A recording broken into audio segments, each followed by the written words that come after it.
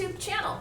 There's supposed to be 28 people here, 30 people here, but there's not. That's okay, we'll get people trickling in, and that's fine, except for not fine for them because they're not going to be able to hear the beginning statements of each person. So, I have a meetup. That's how I've met both of these fine gentlemen. Jeff is no longer a regular attendee, and actually neither is Lamont.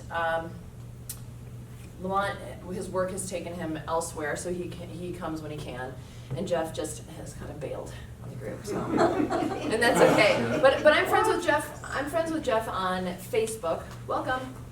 Thank you. You're welcome. I'm friends with Jeff on Facebook, and he can go over who he is. But Jeff is a militant atheist, and really became that way since 2016 and the swearing in of President Trump. So he really wants to get people off of Trump, I guess, but more importantly, he wants to bring people out of Christianity and into atheism.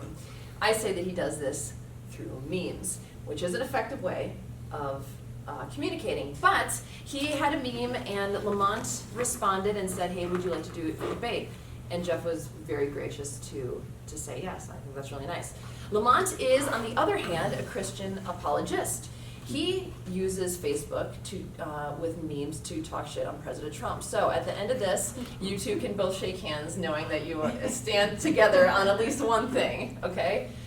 So we are here to, now the topic is atheism versus the existence of God. So it's so vague, and that's what I said to these two. I'm like, so are we just gonna go, there's a God, no there's not, and then we all leave? So I don't know. I don't quite know. What? Okay, so what we're going to do is 10 minutes with Jeff, 10 minutes with Lamont or so they can introduce, and then they're going to ping pong back and forth. If it gets boring or whatever, I'll kind of understand from your body language. So if it's boring, like go like this, and then we can get them to move on. But without further ado, Jeff Mastey will begin. All right, thank you. Yeah, I'd like to thank Lamont for being here and engage on something that's very dear to his heart. I'd like to thank Jennifer for hosting this event. And we're here in the meeting of the anarchist libertarians at a public library. Thanks, socialism. Okay, that's besides the point. All right, so my position is that I'm actually 5% confident in the existence of some kind of supernatural deity. I have no idea what that nature of that would be at this moment. So where did I get my 5% value? Somebody asked me that question, how confident are you? And I thought it was interesting. And I asked my subconscious. And from the murky depths, it said, yeah, I'm about 5% confident. And that kind of startled me, but I had to go through and look at some of these arguments, like the cosmological argument, teleological argument. And I had to acknowledge that there is some room in there for a God to possibly exist. And that's where my confidence comes from. If a God exists, as far as I can tell, she has kept herself hidden from humans. Be out there somewhere in some other galaxy or whatever, but just hasn't communicated herself very clearly to us. All right, so that's the situation I find myself in. Now we're fallible beings, and there's so many reports of strange phenomenon, levitations and healings, and there's all these reports, but they never really pan out to very much. So what is the criteria where a modern man can say, yes, there is a God, because these criteria are checked off in the same way that we say, yes, electrons exist. We know this because we have all of this evidence for electrons. So when we were setting up this debate, I thought to debate specifically the Christian formulation of God. Now, if a Hindu or a Muslim or a Native American spiritualist can claim for their God the same thing that Lamont may be trying to claim for his God, I don't see that as much of an argument. If it's the trees or or the creation of the universe, if there's no linkage there between the Muslim God and the Christian God, anybody can claim it. It doesn't seem like much evidence to me. If there is evidence, please jump directly to that evidence. That would be interesting. My opponent requested that we also debate the atheist worldview. Perhaps he didn't want to be on the defensive the whole time. He wants to go on the attack. Right? So my own personal formulation of atheism is autobiographical. I don't believe the supernatural claims that people have thrown at me. That's as far as my atheism goes. I'm not in a position to say there is no God. I'm not able to look under every rock simultaneously in case God scrambled over to the other rock while I wasn't looking. So, I'm sure we'll talk more about the atheist worldview later on, but there isn't a whole lot of it. An atheist can bring on humanist ethics, an atheist can bring on belief in evolution, but these are not specifically an atheist worldview. That being said, I do present arguments for atheism. In my experience, the problem of evil is a big hit with the theists, but I don't think it's that very powerful personally. I bring it out when I'm trying to debunk intercessory prayer. I see the problem of evil and intercessory prayer as being difficult to work through. For myself, I was raised as a liberal Catholic of sorts, which means I did not have a literal view of the Bible. I was taught that Noah's Ark and creation was metaphorical, and I was taught that it was acceptable to believe in evolution. I'll talk about that later, perhaps. One of the first things that I had trouble with as a Christian was the concept of hell. I couldn't, as a young teenager, I couldn't put a vision of God and eternal conscious torment in the same box. It was difficult for me. So hell was jettisoned. And then quickly after that, I started studying other religions. And so this would be called the external test of faith argument, in that if you look at the evidence for Christianity and the other religions, they're of the same category. Even if one has more primo evidence, it's still the same category. And for me, at least, it never really got it up to a point of strong confidence once I knew how to look at evidence. Divine hiddenness. So a deity that doesn't interact with reality in any way that we can measure looks an awful lot like a deity that doesn't exist. So that's one argument. And I ask, where and when was the most recent time a God interacted with reality in such a way that serious adults can go investigate it? Most Christians will say the resurrection, of course, or the ascension, or something from the book of Acts, I don't know. But is there anything since then? If we're just talking about the miracles in the Bible, then we can just focus strictly on the texts, and that would be interesting, have that talk. Now, Richard Dawkins said, although atheism might have been logically tenable before Darwin, Darwin made it possible to be an intellectually fulfilled atheist. Evolution for me explains why I have morality and why I have some primary urges and goals. For instance, to see myself and my people survive and thrive. Other big questions remain unanswered. Questions about origins of the universe, our ultimate purpose, our ultimate destiny. I don't have answers to those questions. But the search for answers is rewarding. It's enjoyable. And I'd rather be searching than be stuck with wrong answers. So the kind of Christian I usually engage with, the kind of Christian I typically choose to engage with, does not accept evolution. And they often don't accept much of natural history even. Forget evolution. We're on a different page on dating and everything. But that is okay for me. I enjoy talking about these issues with them.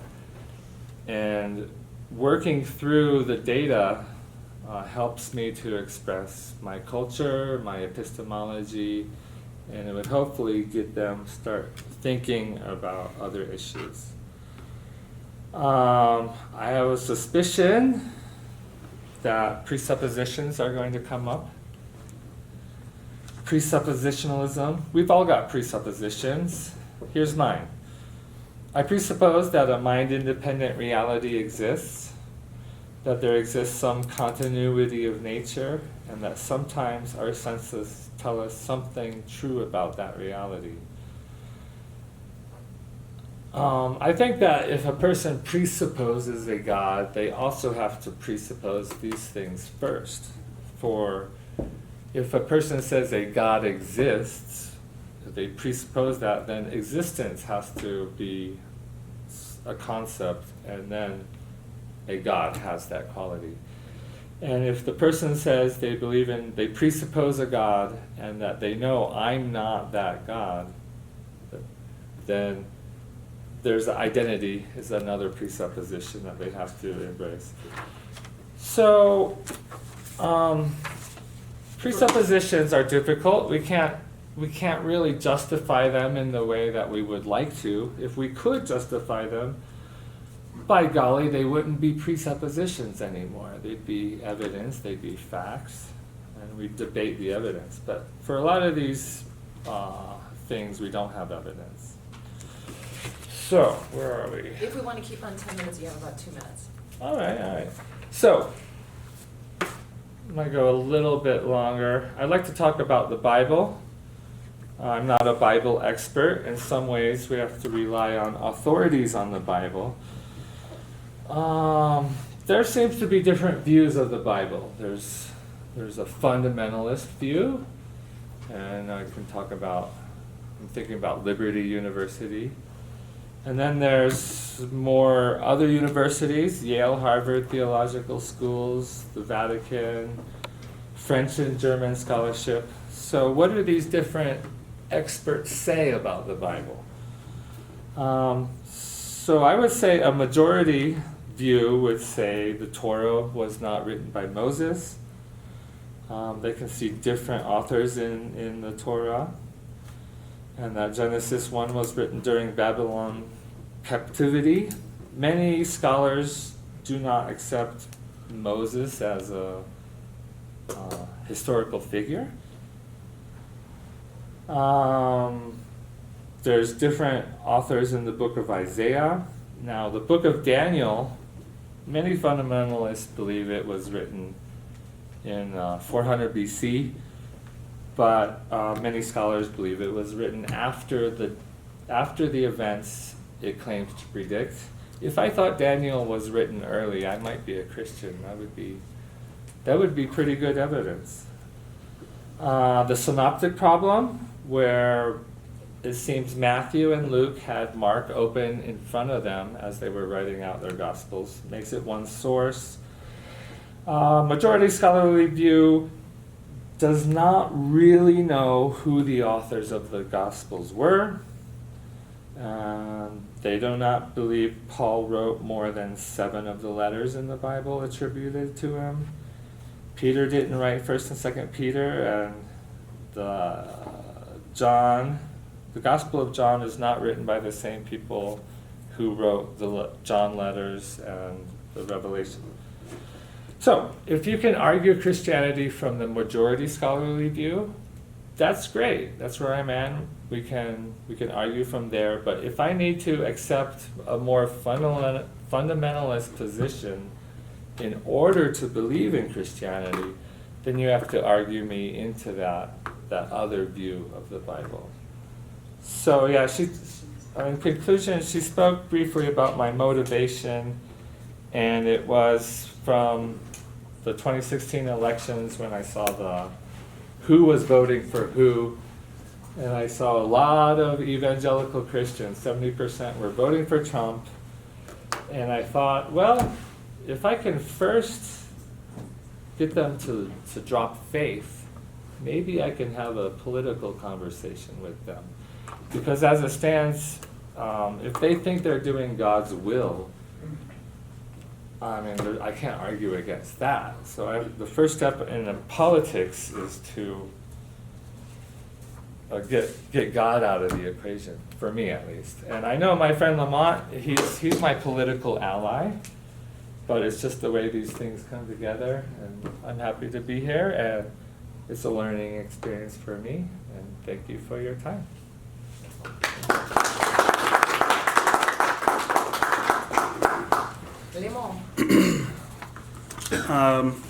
My name is Lamont. I am a philosopher and apologist, what Jennifer explained. I appreciate every one of you being able to come here.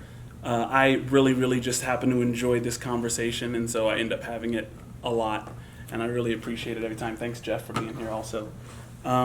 So I've been a Christian for over 10 years, and in that time, the span of what I thought atheism was has shifted. And when I first became a Christian, I kind of thought atheism was silly. You know, like if you bring a child to a painting of a city and you tell that kid that painting just popped into being and has no painter or no designer, I thought it was kind of silly in that way, but that was kind of amateurish. So as my understanding of who and what God is grew, so by proxy did my understanding of what atheism was, and I started to begin to think of atheism not only as silly, but also as self-referentially incoherent. And what that term means is that it's self-defeating.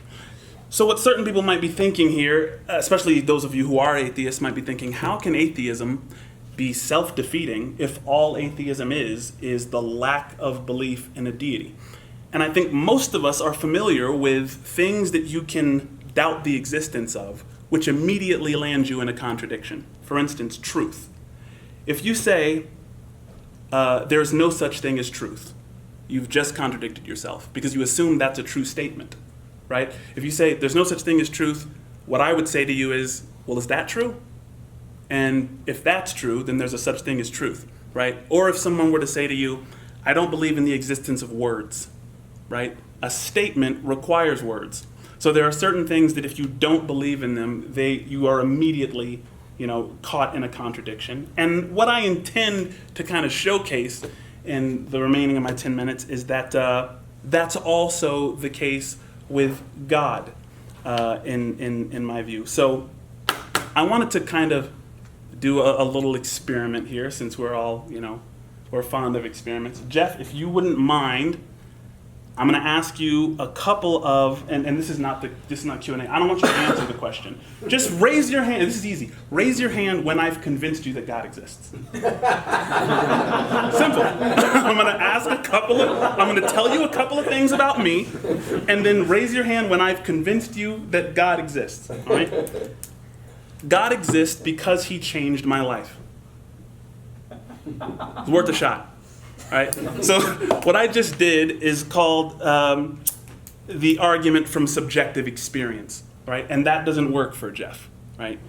Nor does that work for a lot of atheists here. If someone told you that they saw something and it was their own experience, I was abducted by aliens, I saw Bigfoot, you would need more than just their subjective experience. So I'll try again.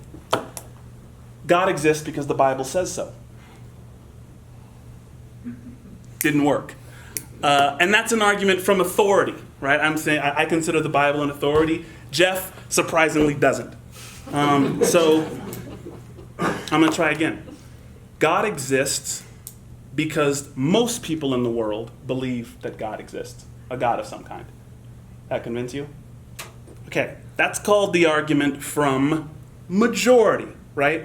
the majority of people believe this, and therefore that doesn't work for Jeff. I am going to go out on a limb and say that Jeff and I share what's called a correspondence theory of truth, which means that, and correct me if I'm wrong, but it means that, and we're done with that, by the way. I just wanted to, a correspondence theory of truth means that the truth is that which corresponds to reality, right? Objective reality, apparently, since my subjective experience of God doesn't work. We believe that truth or knowledge is attained when you match your subjective experience in here with an objective experience out there. So, now I'm going to try a little bit harder to convince Jeff, given what we know about the true nature of knowledge. What if I were to say God exists because without an all-knowing being in the universe, none of us would know anything? Let me explain. If everyone in the universe, if every being that exists if there is no being that exists who is all-knowing, that means all beings can be wrong about everything they think they know, right? So if I don't know everything, then that thing that I don't know can be the counter-evidence, which changes my mind, right? Regarding everything I think I know, I could be wrong. So if I could be wrong about everything, it is the conclusion that I know nothing. I can have beliefs, but I can't have knowledge. Does that make sense? So if we can't have knowledge, we're already in a contradiction. Because if I say there's no such thing as knowledge, you can say, well, how do you know that?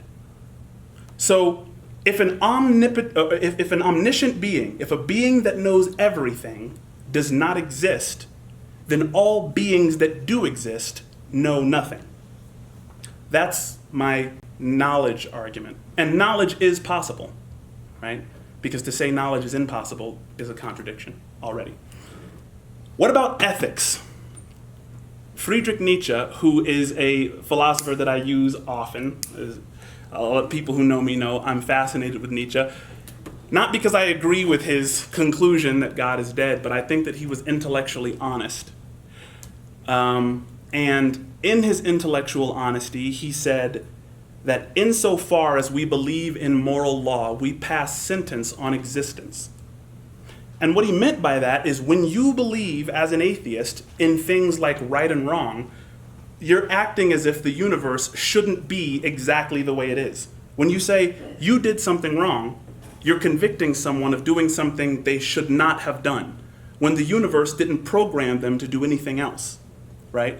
So what view of morality, besides a subjective one, could arise from an atheist perspective? I would also go as far as saying that subjective ethics is also contradictory. How is it contradictory to have subjective ethics? Well, if you say that a behavior is wrong, and I say that a behavior is right, what that means, according to subjective ethics, is that the action is both wrong and right simultaneously in the same relationship, which is the exact definition of a contradiction, right? So subjective ethics leads to contradiction, just like the no-knowledge principle of there being no being in the universe, which is all-knowing. And lastly, mind, right? When I think of God, I think of an unembodied mind from which all matter and energy are derivative. To make that more simple, God is the creator of space and time, or the creator of the universe. And believing that a mind gave rise to space and time does a special kind of thing. It makes the universe not only intelligible, but purposeful. Why? Because minds give purpose to things.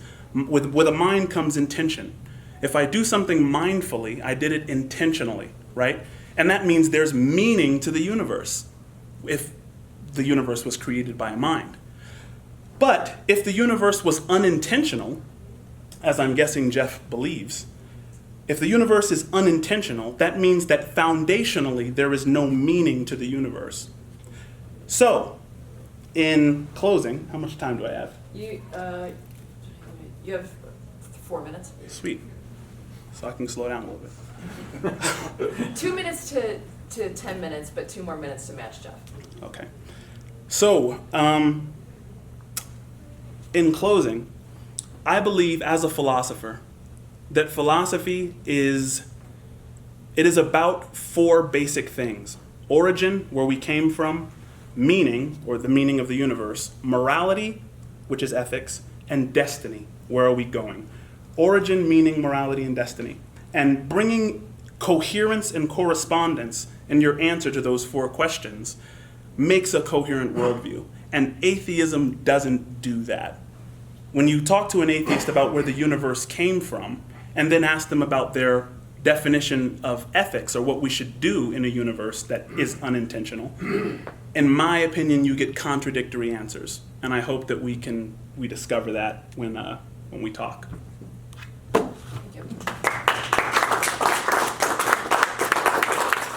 So I think Jeff can speak, but I do want to ask a question. Jeff, you said that you were maybe 5% convinced that there was a God. Did Lamont move you to 6%? I saw his hand kind of twitch a little bit. Oh, you wanted it. He wanted it. Did that move you in any way? Not really. Okay. And then Lamont, did Jeff's opening statement make you more atheistic in nature? I don't think so. Yeah. Okay. Jeff, did you latch on to anything specifically that? And remember, at the end, in about 40 minutes, we'll go with questions from everyone here to specific people. And maybe we could just have a conversation at this Yeah, point, okay. if you wanted to. I'll allow it. Yeah. We come from different points of view. That's pretty clear. So yeah, it'd be interesting to see what we do have in common and where we start to diverge.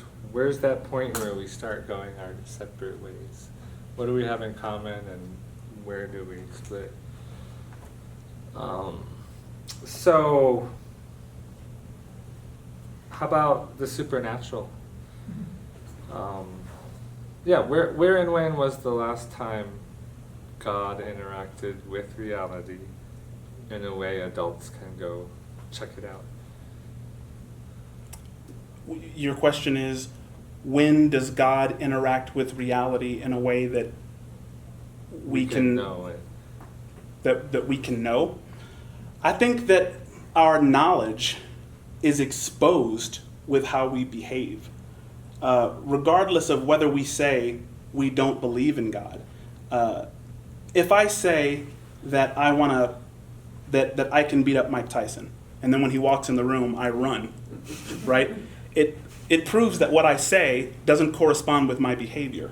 And so when you say, I don't believe in God, yet you believe in moral absolutes and objective reality, to me, that raises a red flag. Because if I were an atheist and if I said to myself, the universe has no meaning, then I wouldn't be concerned with moral behavior. Because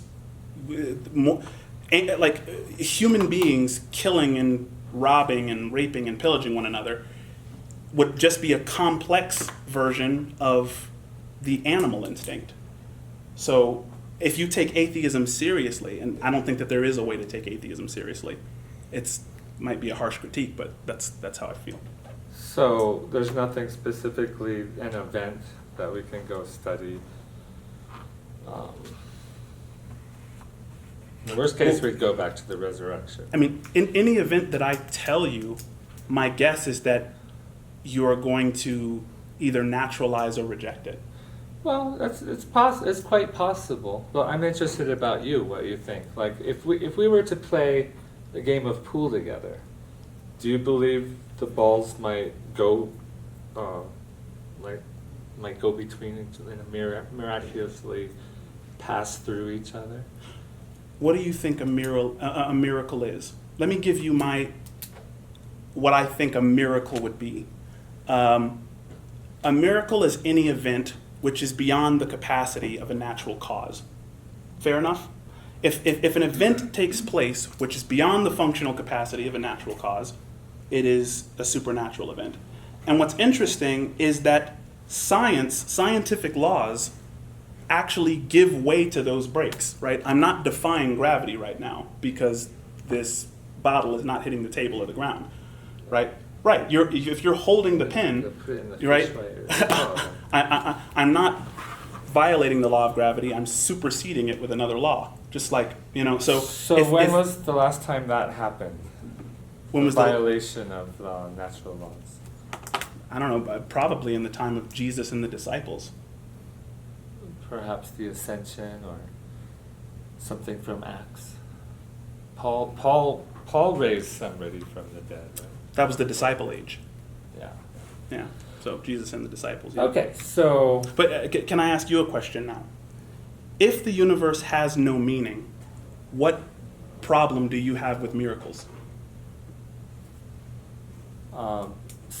If the universe is meaningless and it just popped into being without any intelligibility, without a mind, then what is your logical objection to a miracle? I don't have a problem with miracles. They would be, if they were real, they'd be very exciting. I'd like to know about them if they were real. It'd be something I would have to deal with. I don't have a problem with what is.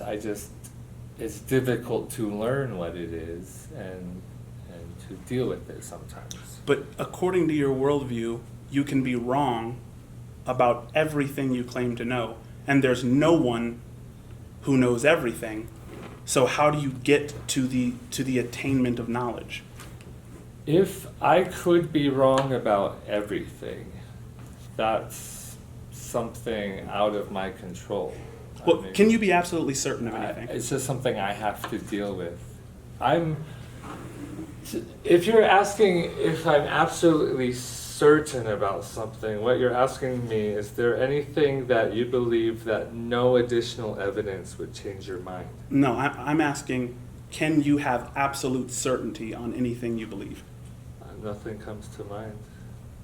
Nothing specifically. So as far as you know, knowledge to you would not be a success term then? Because to me, knowledge is matching what's happening in here to what's happening out there. Oh. It's matching your subjective experience to objective reality. So everything that we know, we also believe, right? Sure. So knowledge is a subset of belief. And to me, knowledge is just beliefs that we have higher confidence in. Knowledge is beliefs that we've attained through reliable methods. And what method would be reliable to you? Well, like you listed personal experience earlier, that's unreliable. That is an unreliable method. If we share our experience to laboratories around the world and they can reproduce the experiment, that starts to add reliability to the equation. Can I kind of show you something I've been thinking about? This pen is here on the table, right? How do you know that pen is there? What gives you confidence that that pen is there? A lot of my past experience, growing up, having these empirical evidence. So you see it, right? Yeah, there's photons coming off the light, hits that, it goes into my retina. It's processed in my brain and my nerves. So if you say you see the pen, if I were to ask you, how do you know your eyes are working properly? They might not be. I'm always I can hallucinate at any time. Right, and if the thing is, Try me. if it wasn't that answer, like here's what I've been kind of thinking about, and it's a crazy thing to think. Philosophers think crazy stuff that goes on forever. If I say I can see this pen, and someone says, well, how do you know your eyes are working properly? I say, okay, well, I went to my eye doctor yesterday, and they say, well, how do you know that you really saw your eye doctor? How do you know you weren't dreaming then? Like, well, because I can it's an infinite regress. You can always ask why, or how do you know this is working? And the only way to end an infinite regress is to know everything. If you know everything, then then all the questions are answered. Either you're omniscient, or someone that you know of is omniscient and has given you faculties for gaining knowledge, which is my epistemological perspective. It's the starting point. So in my opinion, God is not an entity that you reason to. God is an entity that you can't start reasoning without. And When you get together with Hindu presuppositionalists, what do you guys just stare at each other? I've never met a Hindu presuppositionalist. A presuppositionalist from another religion. Mormon, perhaps? Start with the Mormon God. If you don't start with him, you've got nothing. Well, Mormon God's the same God, to be clear. Right? The Mormon God is the same God as the Christian God? Yeah. I think that Mormonism takes the same foundation. They believe in the Bible, they claim to. Yeah, They but just have you an added get, book. you Yeah. get your own planet when you die. Well, the If thing you're is, a- I mean, America is a capitalist country, and so is Saudi Arabia. They have vastly different economic systems. So you get, religions that, have vastly different systems, just like atheism. If You have you- atheists that come to vastly different conclusions. If There are you- atheists who are compatibilists, who believe we have free will, and that's compatible with, If you start with the assumption that God exists, there's not much to debate. I guess what you do is you defeat the other side somehow, but you don't put forward a positive case for your position if it's just an assumption. I don't think it's an assumption at all. When you say you're looking for evidence, what's your definition of evidence? If someone were to ask you for a definition of evidence. Evidence of God? No, evidence. Evidence in general? Evidence in general, because, what's your definition of evidence? Yeah, evidence can be anything. You can have good evidence, you can have bad evidence, you can have an amalgamation of good evidence, and that's how you make decisions about tricky subjects. You said that you got a 5%, you believed in God 5% based on a question you asked yourself internally. What if I asked myself internally and got 100%? Is that just as valid? It's valid for you. It's where you're at. But when I asked if something was valid for me before, you said that you don't believe in relative truth. You said that truth was objective when I asked you to raise your hand. Say it Truth. one more time, maybe. Well, I asked him, Jeff said that he believed in God like 5%. I wrote it down because it was interesting. Yeah, He went into the murky depths, and it said he went into the murky 5%. depths and it said there's a 5% chance God exists. So I said, what if I went into the murky depths and it said God exists 100%? Is that just as valid? And he said, well, that's valid for you. And I said, okay, well, now you're changing your story, because at the beginning of my talk, I asked you if truth was subjective, and you said, you didn't raise your hand. You said no. Confidence is subjective. All I said is I have a 5% confidence level in a certain assertion, which is the existence of God. Right, and you think that 5% confidence that you have, because you have that confidence, that the murky depths is a valid way to gain those percentage points. So if the murky depths is valuable to the extent of 5%, then why shouldn't it be valuable for me at the extent of 100? It's not for me to say what's valid for you. You said Darwinism, according to Dawkins, and I remember this quote, that he said Darwinism made it possible to be an intellectually fulfilled atheist. Can you unpack that a little bit? Yeah, before evolution, it might be difficult to be an atheist. If I were alive a few hundred years ago, I would probably still be a theist. You're familiar with Sam Harris's work, right? Not too much. The atheist neuroscientist. He essentially says that our thoughts are long-standing events in our central nervous system. He believes any thought that you have is just an event in your central nervous system. It's an event triggering in your brain. There's electrical, chemical activity happening in your cortex, and that's what causes your beliefs. Do you subscribe to that, or do you believe that you're in some sense a spirit that's in control? Right. Earlier you talked about a mind, and I'm sure you're familiar with what non-dualism is, but the audience might not. Some people believe there is a physical brain and a non-physical mind. I'm one of those people. Like the fourth dimension or something? I don't know what it Okay. is, but I'm with the physical brain. I don't. I'm a non-dualist. I don't see the.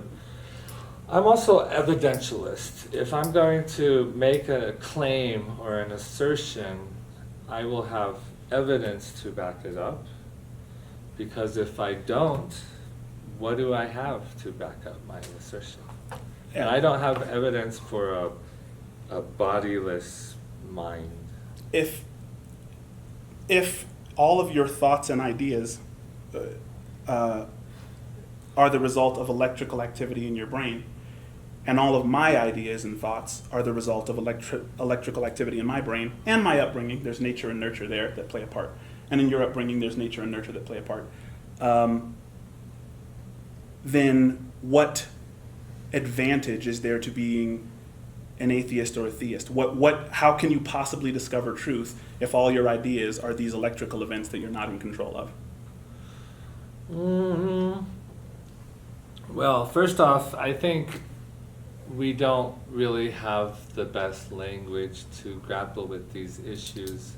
If we're talking at a physical layer of neurons, and if we get billions of neurons,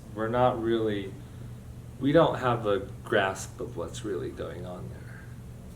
When we go from a brain cell and a group of brain cells to consciousness, we don't understand what's going on there. And that's what's called the hard problem of consciousness, is how do you go from unconscious matter to actually having consciousness, or is consciousness a big delusion? And that's what a lot of the new atheists, such as Sam Harris, believes, that consciousness is a delusion. It's a stubbornly persistent illusion, as Einstein would put it. I wonder how much consciousness a grasshopper has, a dragonfly, or a chimpanzee.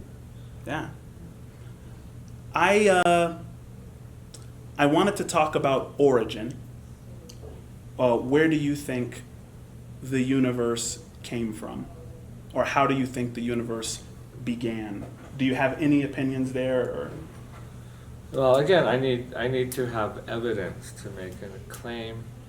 If I don't have it, then I leave it. It's open. There are a lot of open-ended atheists. question. There's a lot of atheists who have opinions, on where the universe came from. Like a hunch or something? I mean, no. An opinion. There's loop quantum gravity theory. There's steady state theory, vacuum fluctuation model. I'm a nerd, so I look into things like that. But if you don't think that the universe came from a mind, does that imply to you that there's no meaning to the universe? There might be a meaning to the universe, but I don't know it. Okay, so there might be a meaning to the universe. We're getting somewhere.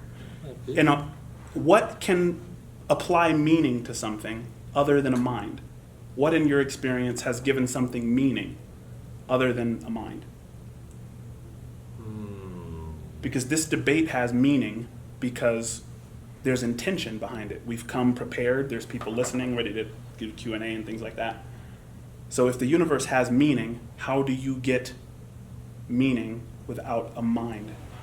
Or if it's accidental or incidental? Could be a great meaning giver.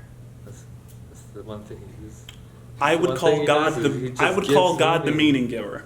I'm with that. We can shake hands on that. There's a meaning giver to the universe. If there is meaning, I don't know it. If there is meaning, there could be a meaning giver. I hope we have another discussion, because to not know the meaning, the thing is, if you say there's a meaning giver, but I don't know what the meaning is, that's where theology comes in. If you say there's a meaning giver, that's just theism. But if you say, I don't know what the meaning giver has in mind, there's theologians that have opinions on that and philosophers that have opinions on that. But my last thing is I wanted to discuss ethics, doing right and doing wrong. And I think that Nietzsche had a very powerful quote, the one that I made earlier, that insofar as we believe in moral law, we pass sentence on existence, right?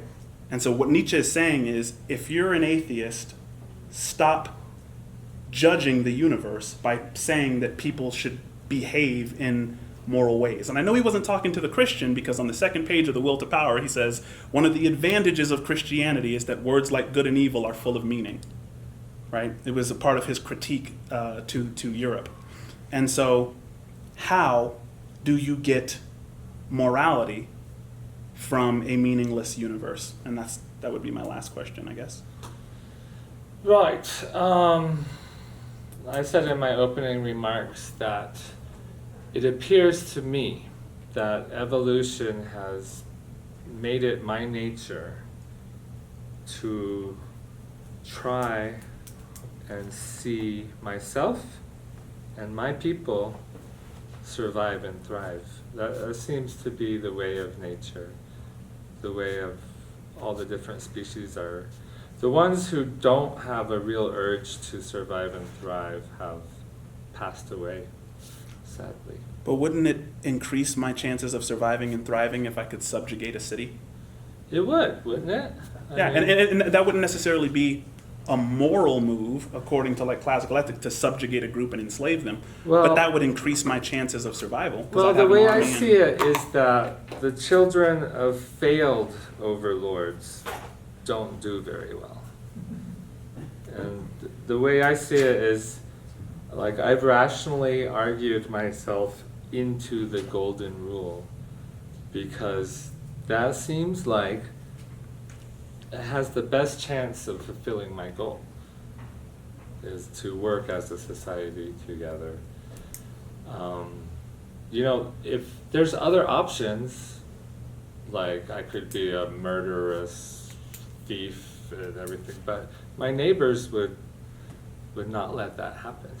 Yeah. So you just have Sure. to be Yeah. have to be realistic Yeah. and want what's best for my children, and that's to work together as a society. For sure, and I'd agree with that goal. And you quoted Richard Dawkins, and one of the Dawkins quotes that stuck out to me, I think it was in River Out of Eden. He says, DNA neither knows nor cares. DNA just is, and we dance to its music, right?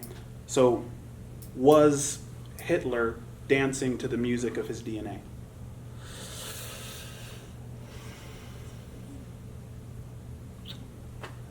It's hard to Because say. if DNA neither knows nor cares, we dance to the music of our DNA. We're not agents. We are the results of our brain chemistry and our upbringing. I mean, he grew up in war and had a certain kind of upbringing. And if it was his DNA causing him to do that, then how could you say that he was immoral for just dancing to the music of his DNA like the rest of us do? Well, he didn't say he was immoral. That might be a good question. Yeah. Dawkins didn't say that. No, Jeff. Oh, yeah. Was Hitler immoral, I guess? He is, according to my standards. His view of the society he wanted to create does not match my view of the society I want to create. As far as like moral realism, if it's really a thing, I'm not sure that you can do proofs in the same way that you can have a true or false on a scientific question. True or false on a moral question seems to be in a different category. And I'm not exactly a moral expert. No, I hear you. And should, to me, implies could. If you say Hitler was immoral in your view, what that means is that he should have done something different than he did, according to your moral framework. He should have done something different. But if he was dancing to the music of his DNA, he couldn't have done anything different. And when you're talking about ethics and you say that someone should do something, it should be implied that they can if they so desire. So either we have to say, in my opinion, that Hitler could have chosen to do something different, meaning override his DNA, override his instinct or whatever was causing him to do that, or we can't call him immoral for doing what he did, because either his DNA is in control, in which case it's not his fault, or he actually is a moral agent. He's more than just brain chemistry, in which case it is his fault. This is a tough question for me. You're asking a question about free will. And if we say, Hitler's kind of a touchy subject. Hitler's always brought up in philosophy. It's annoying. If we just talk about criminal Yeah, that's fair. and criminal justice, and we ask, how much did that criminal actually choose to do the crime, and how much was his environment and upbringing a factor? And how much free will did he have, really? It's a tough question. I don't really know. So the you're willing answer. to say that he had some free will? I just said that I don't know the answer Oh. to the question.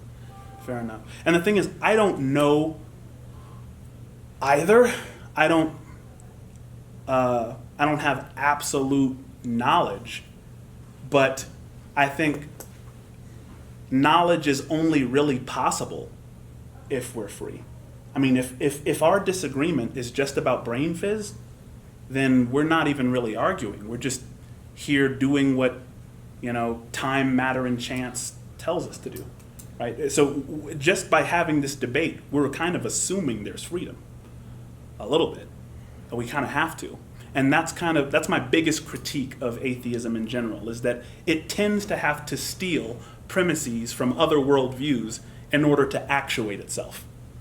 Like I said earlier, if we're talking about a net of billions of brain cells and how they all come together and fire to create consciousness, if you want to call that brain fizz, well, that's one way to call it. But there might be something going on there, more complexity than we are able to understand or talk about. But there might not be. I'm not, we just don't know. We don't have all the facts yet. The last thing I'll say, and then I'll completely shut up and let us go to Q&A or whatever, because I just love these conversations, so I could go on forever. But the last thing I'll say is, we shouldn't stop at I don't know. That's not a critique I have of atheism in general, but just atheists that I know who are friends of mine. When we always get to a point where there's an I don't know, and oftentimes when I don't know is the answer, the question wasn't looking for knowledge. It was looking for belief, in which case you should employ pragmatism, right? So if I say, what do you think, how do you think the universe began? And you say, I don't know. Well, I'm not looking for knowledge, I don't even know. I'm looking for a belief, a justified belief maybe. And that's where pragmatism can come into play. That's why I didn't stop. Where as far as when they say the Big Bang cosmology is the paradigm of cosmology right now, that the universe had a beginning some 13.5 billion years ago, right? And they say, well, we don't know what happened in the quantum Planck era before the universe exploded. So let's just stop right there. Well, why? Why can't we be pragmatic? Why can't we just say, I don't know, but the inference to the best explanation given multiple competing hypotheses right now seems to be that something outside of space and time created this thing. Because if space and time has a beginning, then whatever started it, whatever created it, was outside of space and time. So, I mean, that would be my pragmatic answer, without having to go as far as saying it's absolute knowledge. So. Before we go on to Q&A, Lamont asked Jeff a lot of questions. Do you want to ask any of him? I want it to be fair for both of you. Is there anything that you want to touch on in the next 5 minutes or so that you didn't, or any question to pose to him? Well, I have this little thought experiment. You said that the atheist worldview is contradictory, or something like that. It's not cohesive.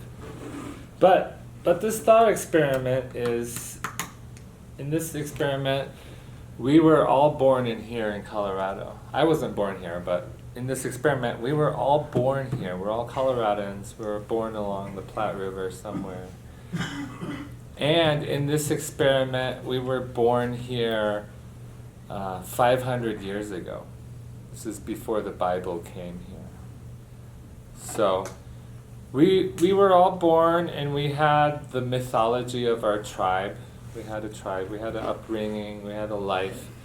But at a certain point, we stopped believing in the myths of our tribe. And I would like to ask you, would you be able to function anymore if you stopped?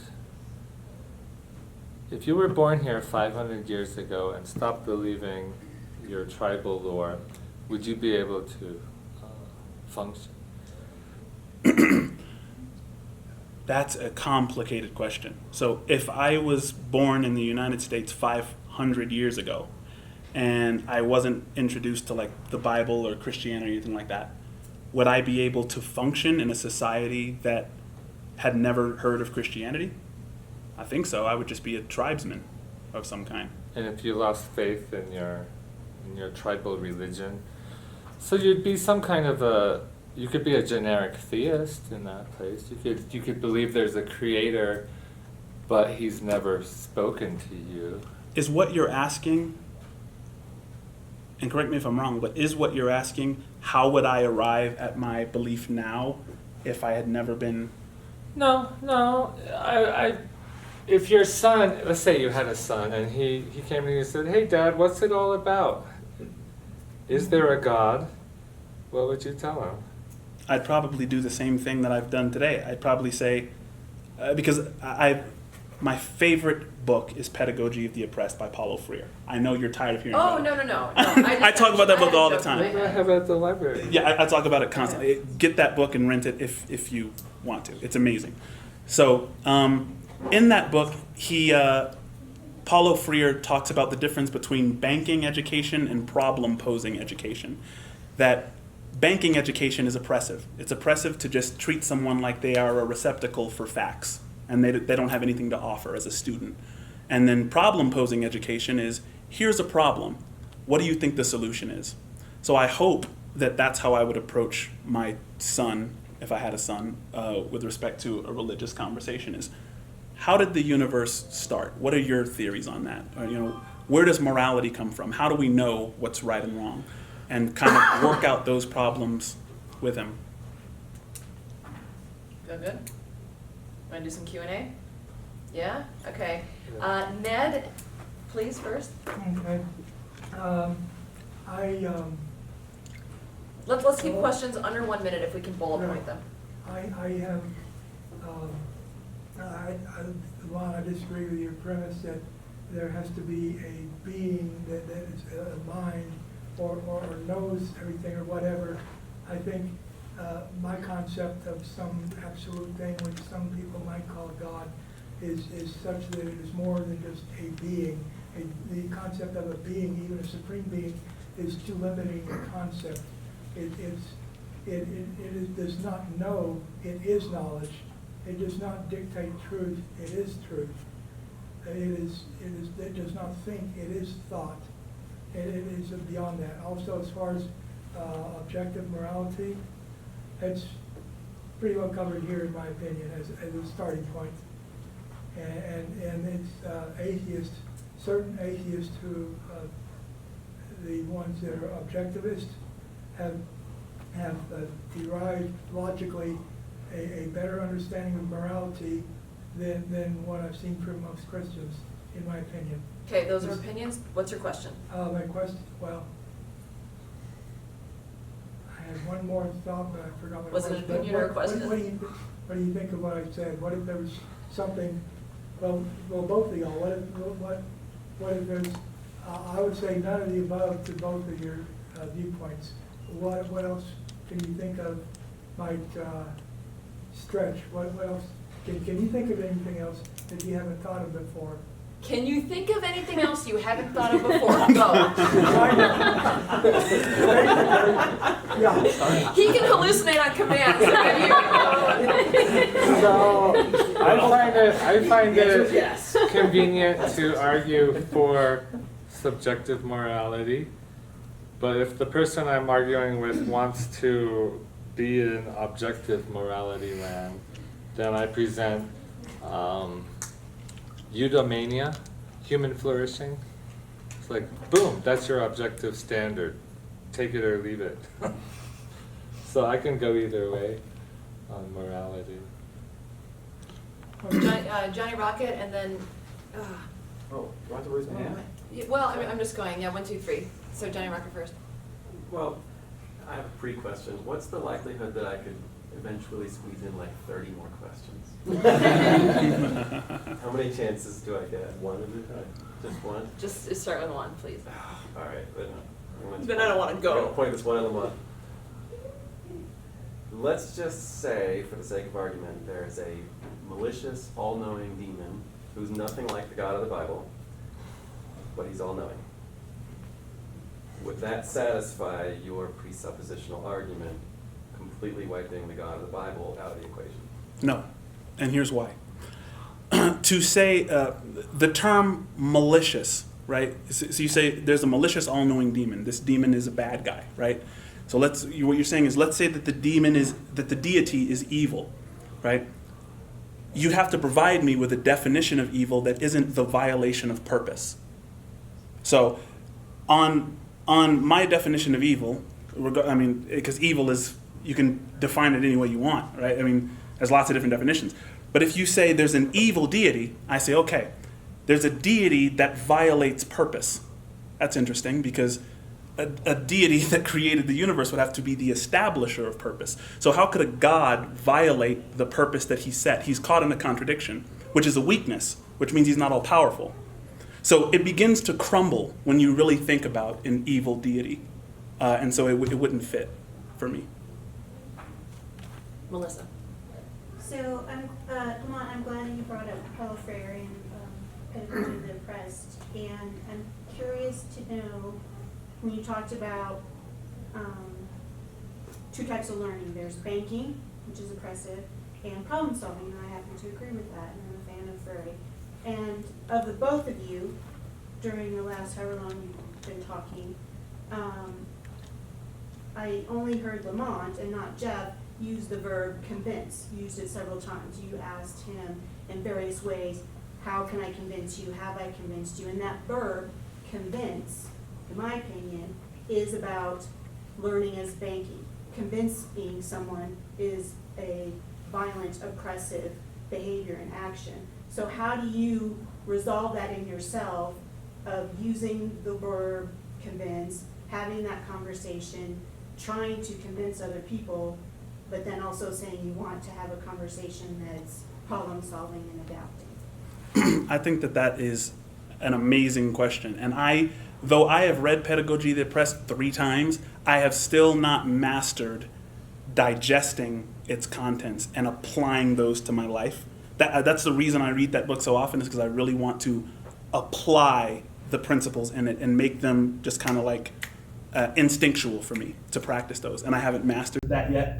And so I definitely agree with you that, words like, are you convinced yet, is that kind of language that you might want to avoid. And so I'm still really trying out the problem posing education. I hope to get there. That was an awesome question. For sure. Dave, then Right. Jeff. Yeah. Okay. Jeff, I need to give you a turn. Okay, so if we live in an objective world where only the physical laws are what guide us, and we're just, biochemical reactions in our head, then how can some unexplained phenomena, like I don't know if this is something that's common, but I've had this experience. Like a little while ago, I was texting my son. I was sending him a message saying, hey, would you give me a call? And I hit send, and milliseconds later, he calls me on the phone. He did not receive the message. He just called me. So this kind of thing happens from time to time in my life, where things that seem extraordinarily improbable occur. Lead me to think that there's some fishy things going on behind the scenes. How do you explain these kinds of phenomena if there is no such, nothing spiritual, nothing beyond what we see and understand? So there's things called synchronicities, coincidences, and things like that. If there is something going on, what is that something? I'd be happy to believe in it if we can actually see it's there and not just a concept in our head. We see so much phenomenon every day, and there's details in all of our experience that we mostly tune out. Oh, I forgot to ask one thing. He lives in Utah, so he's not anywhere near me. We're not seeing the same phenomena. But there's so much going on, and our brain latches in on like 1% of that. And there's always going to be coincidences. That's, I don't know, it's like Brownian motion. There's always going to be some randomness in the system. And what we choose to see and put meaning into is not necessarily meaning there. It could be just coincidence. I'm happy to see a synchronicity giver, if we could produce this synchronicity giver and, you know, have a conversation with it and learn its features and properties. But for now, it seems like a ghost. Okay, so if you can't understand it, there's no sense in even thinking much about it. You know, I have a lot of friends that are like that and collect data. You know, you can start out a logbook that of your synchronicities and see if there's any kind of pattern there. I have a sense. I know when my Christian friends are going to unfriend me on Facebook, and I know like when my friend count goes down, I know who it was and when it happens. Is that magic? I don't know. A little different than some of my experiences. That one you can predict. Okay, Predict it. that's all you got. It's a remarkable coincidence. Right. You know, there's Nobel Prize for something more than that. It's waiting there. It's waiting. It's true. Okay, we're gonna go Jack then Jim. Is God getting better? If we look at 25-year increments in medicine, God answers more prayers about cancer today than they did 25, 50, or 75 years ago. And that just shows that God is paying attention to the right stuff, because the third and long and the 3-2 pitch still are 50-50. You know, he's not paying attention to the people praying for football and baseball, but he is paying attention, more attention, to the people who are praying about cancer. That's not a question. Into a question. Do you have a That's a question? question. So now, Oh, question is God- was, is God getting- is Yahweh geting better? Okay. Because you take 25-year increments, and it does look like he's answering more prayers about I actually like that question. Do you have anyone in particular that you want to? No, answer? just Okay. whoever wants to take a stab. Divine intervention. Whoever wants to Is take a there step. more divine intervention nowadays in people surviving strokes and motorcycle accidents than the old days? Jack, you've been a friend of mine for over 5 years, and you've been to almost every one of my debates, and I appreciate you. I think that a lot of people in America have got the wrong idea about prayer, including yourself. Okay. But it's not just you, it's mostly religious people, unfortunately, have the wrong idea about what prayer is. Jesus said, I'll teach you how to pray, not using vain repetitions. Our Father who art in heaven, hallowed be thy name. We're familiar with the Lord's Prayer. Thy kingdom come, thy will be done. He wasn't saying to repeat that exact prayer. So right before he says it, he says, avoid vain repetitions. Don't just repeat this one, even though it's not bad to repeat that prayer. But he was saying these are the steps it takes to pray in prayer, in my opinion. Our Father who art in heaven, hallowed be thy name, thy kingdom come, thy will be done. He starts the prayer by recognizing who he's communicating with.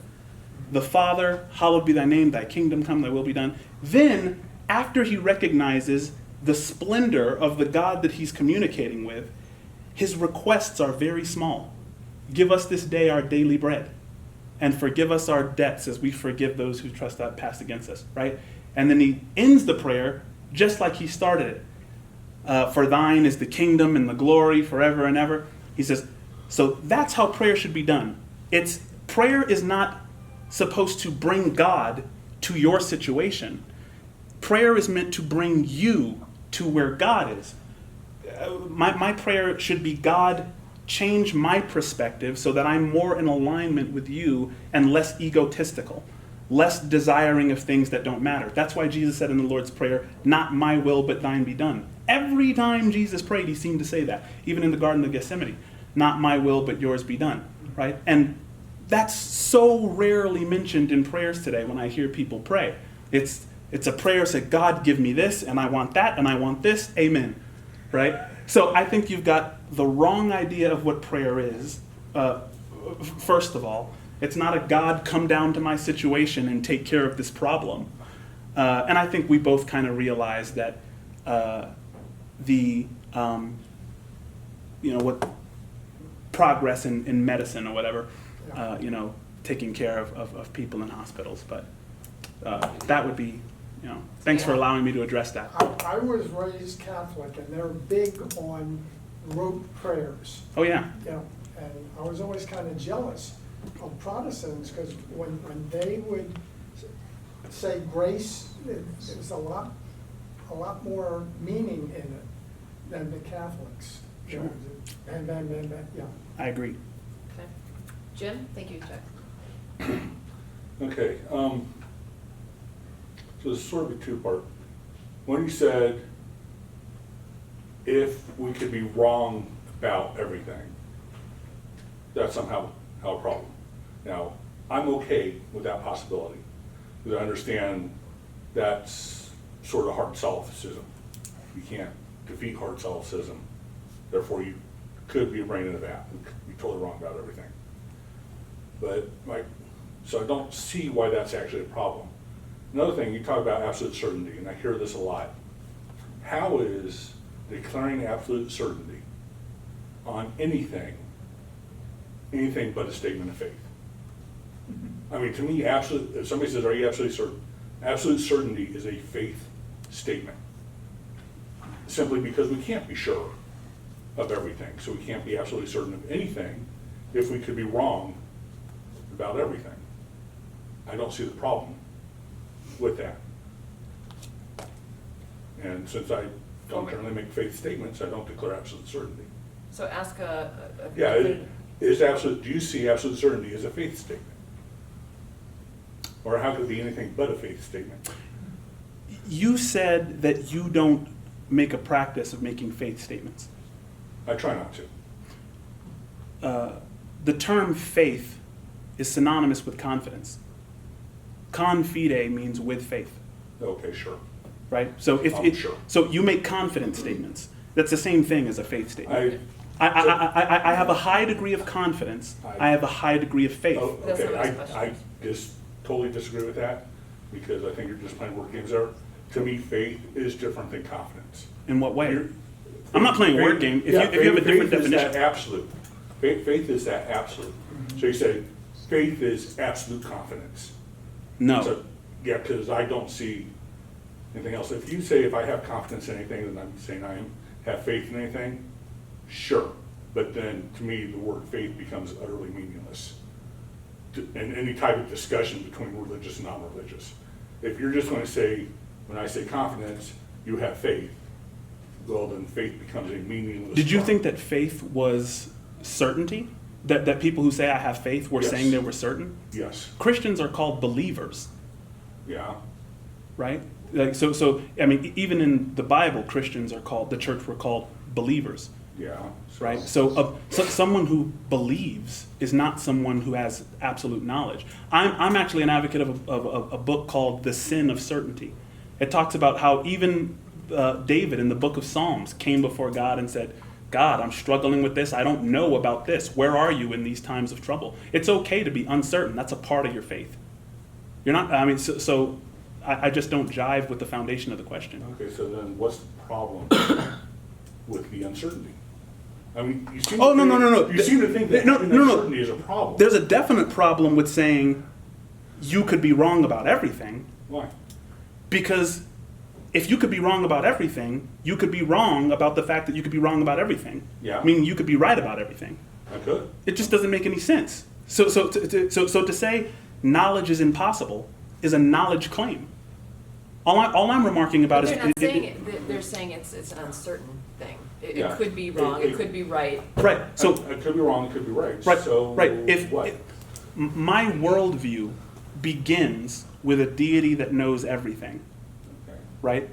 Your worldview, if you're an atheist, begins with an incidental universe or an accidental universe. Okay. A universe that was unintentional, that's what I should say, right?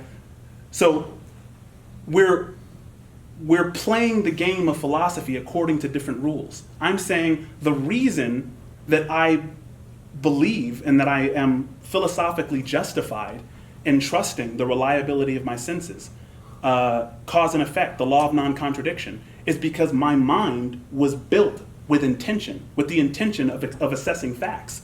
So if you say your mind is just the result of electrical activity in your brain, and your brain is an accident of the universe, you lose philosophical access to saying the law of non-contradiction, the basic reliability of my senses are there. Because the chances of reliability, the chances of the reliability of your sense perception, given an accidental universe, is low.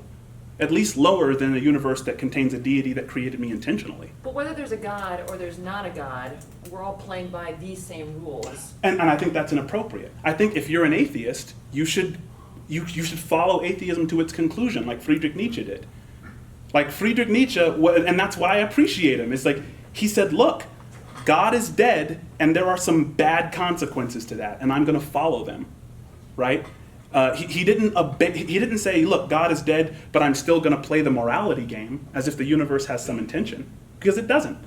So there's no good or evil, according to Nietzsche. There's no meaning or purpose to life in the universe, according to Nietzsche, right? And he followed his atheism to its logical conclusion. My complaint about atheists is that they claim that God does not exist, and yet when you talk to them, they're borrowing from a theistic worldview to make claims about morality and truth, when you don't have any claim to that.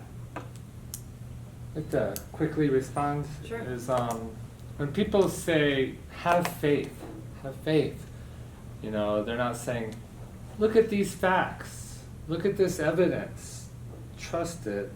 They're trying to manipulate a person's confidence level when they say have faith, have more faith. And I think a confidence level should be dialed in right to where the evidence indicates, and it shouldn't be manipulated. Have 5% faith. But 1 in 20 chance. can we get a definition of evidence? Oh, I have a And question. observe fact. Yes, please. Fact. Okay, I'm sorry. So, just because you asked for the definition of evidence, I actually had a question for Jeff. You asked for evidence of a miracle, but while you were speaking, you stated that personal experience is not proof because that could be subjective.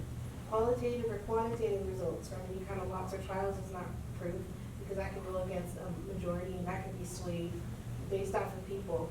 So I guess I'm asking you specifically, what's your definition of evidence, especially considering when you were using the term criminal.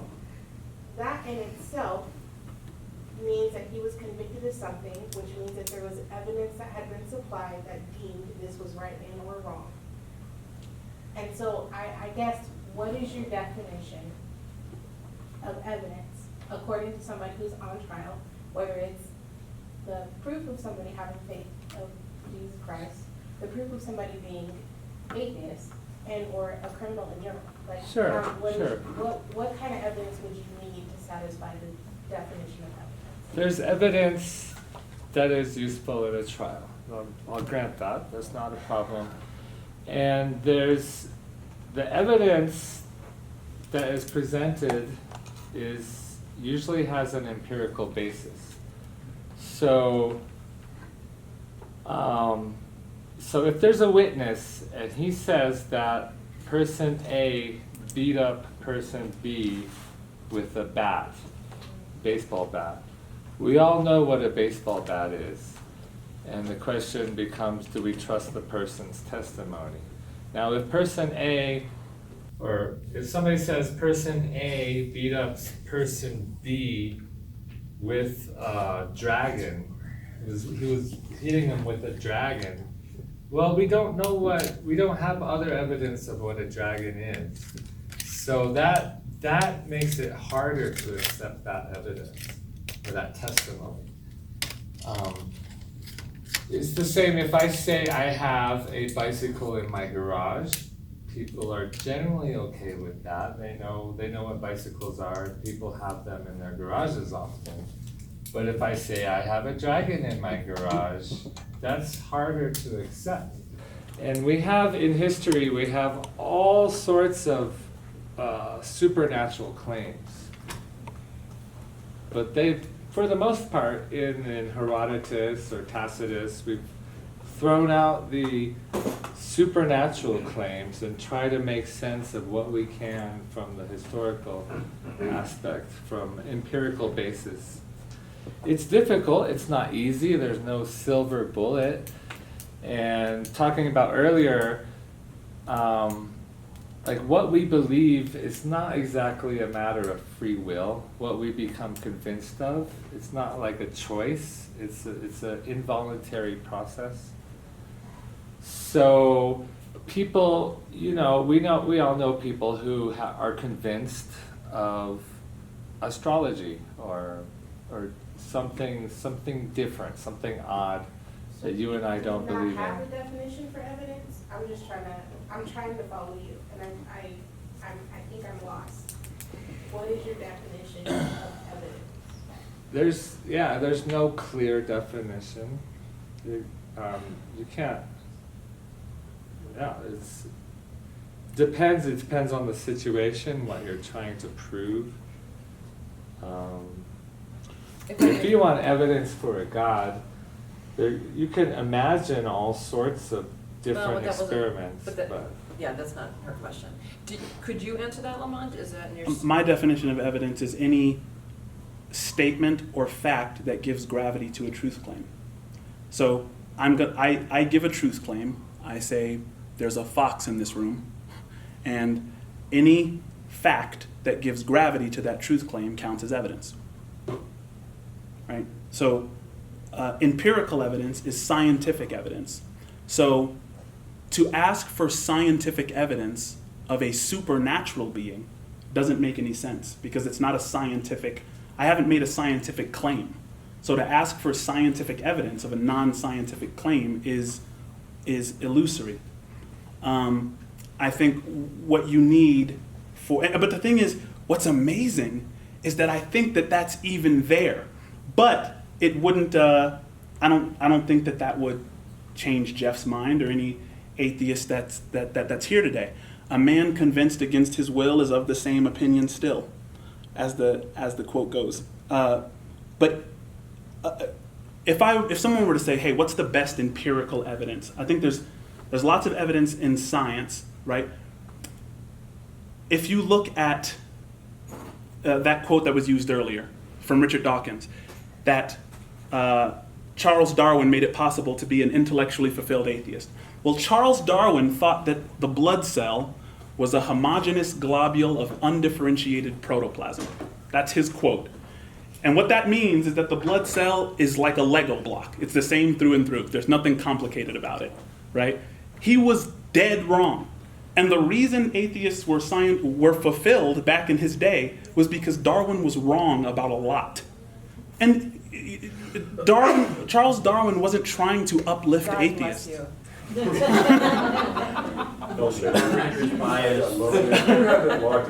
Darwin wasn't trying to uplift atheists. I think Huxley, his partner, was trying to do that. But Darwin was a really humble, soft-spoken kind of guy who was interested in the science. But just that thing, I think that's scientific evidence. What we know about the blood cell now, or about human cells, compared to what Darwin thought they were, in cells, there's a 4-letter chemical alphabet that runs like a 150-character strand that is basically a written language on how to build you. We're in the information age concerning cells and DNA. So your DNA strands read almost like computer code. Bill Gates and Charles Darwin are saying the same thing. Like if you read a computer, a magazine, you see the ones and zeros of computer code. If you look at your DNA, you see, these base pairs, adenine, thymine, guanosine, and they have to be in the right structure in order to bend into the shape that the protein needs to function. And so it's like, dude, does what we thought about cells and what we think now give gravity to the truth claim that God exists? Sure. Does it prove it? No. But it counts as evidence. Because what we thought the blood cell was before, something that's easily evolved, it's just a homogeneous globule of plasm, it's just this thing that it can just replicate. No, it's super complex. There are chemical machines that are traveling in your blood cell, delivering a message from here to... Go on YouTube and look at what a cell is doing, and it'll blow your mind. And so, if I say that works as evidence, what would you say? The cell? Yeah. Evidence for God? Because there's information in it. And information comes from minds. Good job. There's information in a cell. We see information in it. It is, DNA is a chemical molecule. And we see information in it. If we say there is ontologically information in it, well, I don't know how you would really go about proving that. That there's information there? That it is ontologically information instead of... It gets into questions about the map is not the territory. And you can print out all of those chemical bonds and it would fill up, this desk. Our DNA would be printed out like this. But that printout is not our DNA.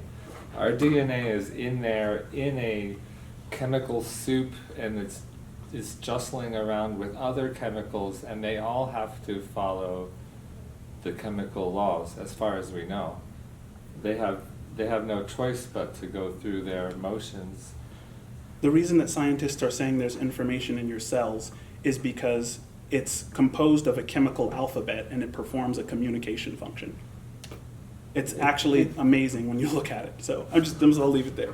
So I have a question though. If russet potatoes and human beings have over 90% commonality in our DNA, how is a russet potato evidence of a mindful, intentional calling? You said if a potato has what? Russet potatoes have DNA. Sure. The same 4 components. Mm-hmm. The DNA of a russet potato Sure. is over 90% in common with the DNA of a human being. So I'm trying to follow through on what you just argued, that having DNA in human beings shows evidence of an intentional, mindful, supreme being. And Are you also saying that the fact that russet potatoes have DNA shows that we have a supreme being that's mindful and intentional? Is that question directed to me? To you, yes, please. I think anything that you look at closely and you see information will show that there's a mind behind it. Will suggest, not show, not prove, but suggest that there's a mind behind that, absolutely. Because when you look at things that are designed by human beings, if I break down this cell phone, it'll get more and more simple as I break it down. If I break the cell phone open, it no longer has the ability to play a YouTube video, right? It gets more and more simple when you break down human creations. But what it seems like is when you break down God's creations, they get more and more complex. It's not just in human beings, it's in the animal kingdom, it's in the plants, it's in rocks. It's pretty phenomenal. But you're also saying you believe those things are created by God and not some other force. Absolutely. Okay. Okay, we're gonna do Mitch, and the reason is because I want anyone who hasn't already asked a question to go. Otherwise, we're gonna start going on repeat. Okay, so Mitch, please. So with regards to the question of complexity, do you believe in evolution? Absolutely. Okay, so then you would agree it's possible for evolution to result in a more complex animal than you had previously. I don't know if I would use more complex, because what we're dealing with evolution is genetic mutation and variation. Yeah. So I'm, sometimes the mutation will make it more complex. Sometimes the mutation will make it less complex. but that complexity doesn't mean that there's additional genomic potential.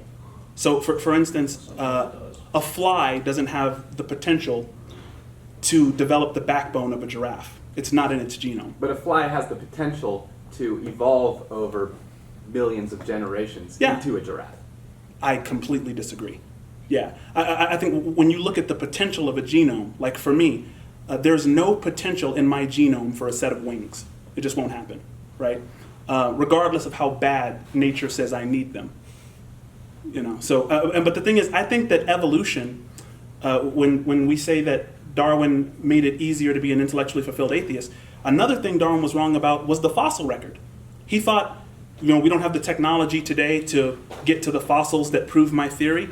Well, if you look at the fossil record now, it's devastating to Darwinism. 95% of the fossil record is aquatic invertebrates. So if you don't think a fly could evolve all the way to a giraffe or whatever through like nearly infinite number of generations, then where do you think the breaking point is? How far can a fly evolve? That seems like a weird thing to think is impossible. Well, the thing is, I don't think it's, when I say evolution, evolution is synonymous with change. Yeah. There's biological evolution, there's cultural evolution. So when I say I believe in evolution, I think that things change, that animals have the potential to become different. Mm-hmm. The extent to that, for me, is going to be based on the evidence. Uh-huh. And I don't even know how many morphological changes it would take for a fly to become a giraffe. And until we know how many morphological changes it would necessitate, we don't have any right to commend the mechanism. And Yeah, so- we and don't so I- fully so I understand the don't. mechanism, but that the possibility of like gradually scaling up, complexity through evolution seems, I don't know, I would say self-evidently possible. Well, not if there's no potential in the genome. I know I'm starting to get repetitive, but Well, maybe to scale back the fly to an elephant, maybe erase that example, Mhm. because I think you had a good point without it, because you were asking about, the possibility. Do you believe in evolution? Yes. let's use a real example. Okay. Whales. Yeah. They believe used to be land animals. Uh-huh. And they believe this based on, kind of the skeletal structure of whales. You kind of see a hand-like skeletal structure in the fin. Yeah, and they're mammals, and most mammals are land animals. There you go, So yeah, right? it seems likely. And so that seems to make sense. How many changes would necessitate a land animal developing gills, a diving apparatus, all of the things that are necessary for a land animal to become a seagoing whale?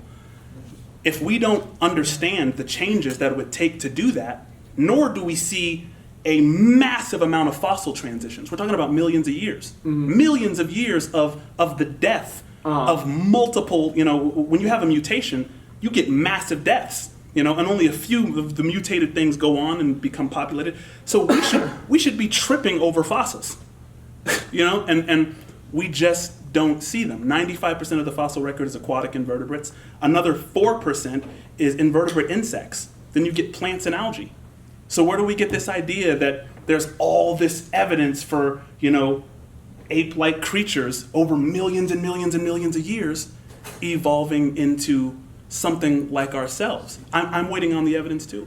I'd like to briefly respond. When we're talking about things like complexity, and it also gets in the fine-tuning argument. If you have no threshold to say, okay, this is ordinary complexity, and then if you cross this line, you go into divine complexity. Or if you have no way to say what is or isn't fine-tuned, then to me it just seems like somebody's feelings about it. They have no criteria to separate, okay, this salt molecule is not complex, it wasn't divinely designed.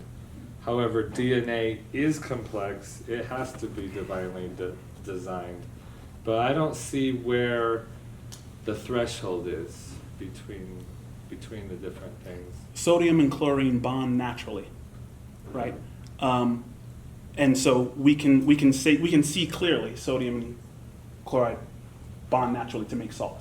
We see the generation upon generation of new life, new DNA molecules.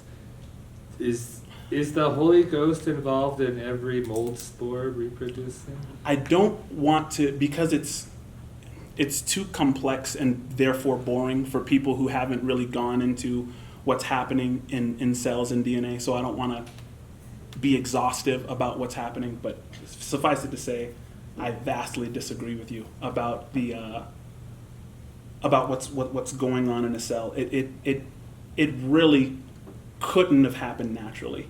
And if you think that it could have, or that there's a possibility, I suggest that you study it and then give me a call. And I'd love to talk to anybody about that. Is there anyone that hasn't asked a question that wants to? Okay, then we have Ned, then Dave. Again, the idea that complexity requires some type of God concept chosen from a limited list of concepts, I reject. Whereas both Christians and atheists tend to focus on either the existence or non-existence of a supernatural God, I deny both issues. I see God as natural. And the complexity can be a natural result of scientific principles, including lots of randomness, and every once in a while you hit upon a combination that works, and it goes further and it evolves and further and so on. And that can be looked at equally validly as either a purely natural phenomenon or a godlike phenomenon. To me, they're one and the same. It's a holistic view. And I don't remember what I was going to say beyond that, but what do you think of that? I don't understand the question. Oh, the question was, what do you think of the more holistic view that God is natural and that evolution and scientific principles and complex organisms and so forth are natural and godlike? Both they are miracles in a sense, because they are still somewhat beyond our conventional science be able to totally explain them. Okay. Well, it's been kind of trendy lately for atheists to sort of defend a position of pantheism. Because for a lot of the arguments for generic theism can be answered by pantheism.